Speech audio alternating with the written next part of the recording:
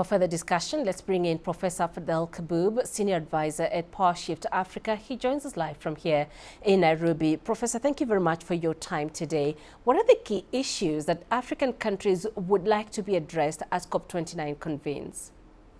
Well, from an African perspective, what we need to be pushing for is not only moving from billions to trillions in terms of climate finance, but also highlighting that from an African perspective, climate finance is development finance. So the quality of climate finance matters in terms of where we channel the resources. And our priorities are very clear.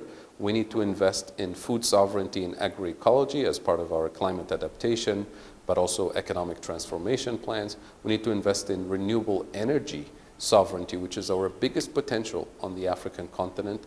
And most importantly, we need to invest in Pan-African green industrial policies to manufacture and deploy the building blocks of development and prosperity and climate adaptation, starting with renewable energy infrastructure, clean cooking infrastructure, and clean transportation infrastructure.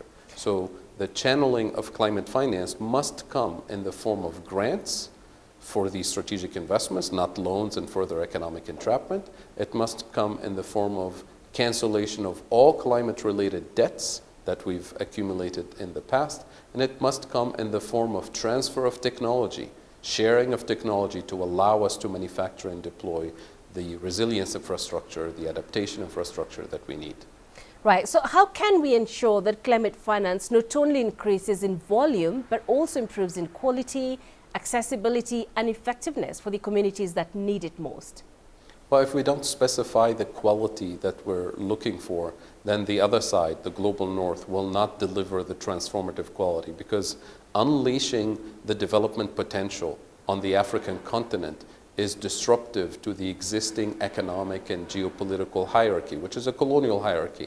So we should not expect the other side to come and provide the transformation that we want. We have to move into these climate negotiations with a coherent vision, Pan-African vision, and we should not compromise on the quality of finance and on the transformative nature of this finance. Because we're talking about the climate debt. Just the sub-Saharan African continent region is owed $45 trillion of climate debt. And the concept of debt is very clear in law and economics and finance. If you owe somebody $100, you pay them $100. You don't ask them to borrow money from you. You don't ask them to give you their forest for carbon credits or pollution permits. And you don't ask them to de-risk investments for your companies to come and extract and greenwash their activities. So climate finance needs to be grants, not loans, transfer of technology, and cancellation of all debts.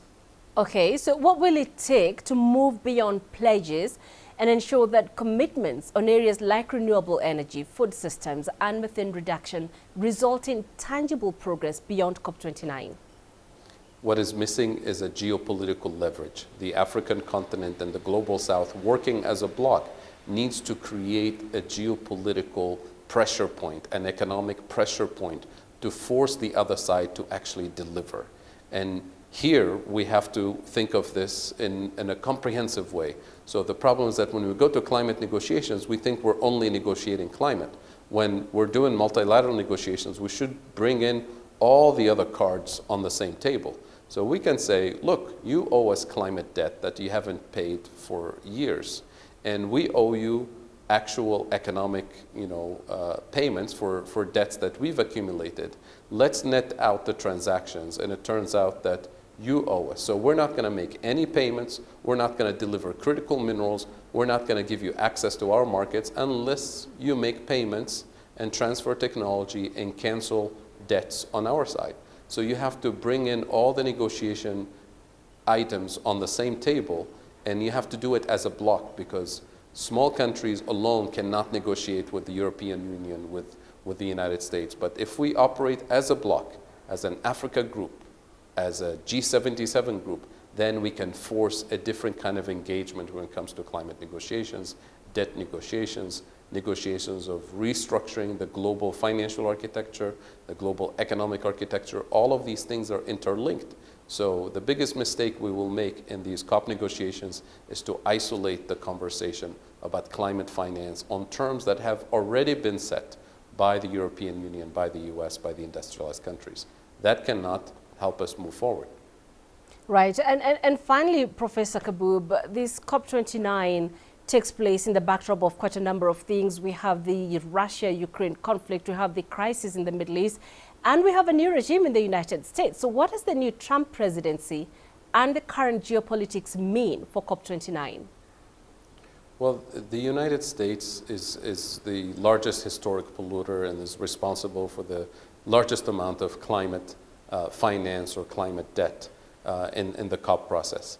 But it's not really just the Trump administration. We have to recognize that even under the Biden administration, last year when we finally created the Loss and Damage Fund, the U.S. contribution to the Loss and Damage Fund under the Democratic Party, under the leadership of Joe Biden, contributed $17.5 million to the Loss and Damage Fund, which is nothing. You know, as the legendary South Sudanese climate negotiator for G77, Lumumba Diaping, said back in Paris, back in Copenhagen actually, he said that kind of money that the global north is offering is not even enough to pay for the coffins for the climate victims that we see already in the global south. So yes, the Trump administration is going to make things worse, but this is yet another reason for unity and solidarity in the global south, under the G77, under the Africa group, to act as a bloc, to create a geopolitical leverage that will force the Trump administration to engage on different terms.